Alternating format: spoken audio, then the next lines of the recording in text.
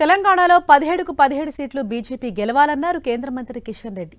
హైదరాబాద్లోని మజ్లిస్ సీటు కూడా బీజేపీ గెలవాలని, అసదుద్దీన్కు ఓటు హక్కు ద్వారా పార్లమెంటుకు వెళ్లకుండా అడ్డుకోవాలన్నారు.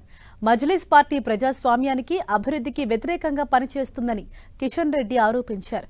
ఏ పార్టీ అధికారంలో ఉంటే ఆ పార్టీ పంచన మజ్లిస్ చేరి పోలీస్ వ్యవస్థను తన ఆధీనంలో పెట్టుకుంటుందని విమర్శించారు.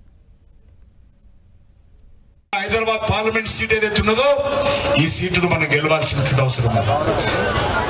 ఇక్కడ ఉన్నటువంటి స్థానిక ఎంపీ అసదుద్దీన్ పార్లమెంట్ రాకుండా అడ్డుకోవాల్సినటువంటి అవసరం ఉంది.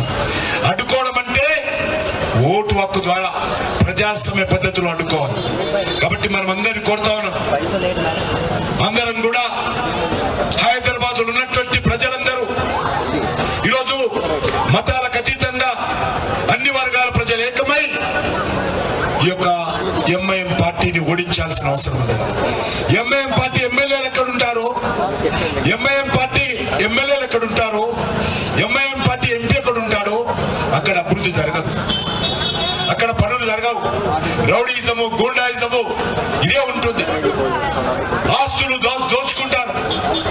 ఈరోజు ఎంఐఎం పార్టీ నాయకులు వేల కోట్ల రూపాయలు అక్రమంగా సంపాదించారు, కానీ ఏ ప్రజలకు అది సహాయం చేయరు. అందుకే ఈరోజు మనం అందరం కూడా ఈరోజు ఎంఐఎం పార్టీని ఓడించాల్సినటువంటి అవసరం ఉంది.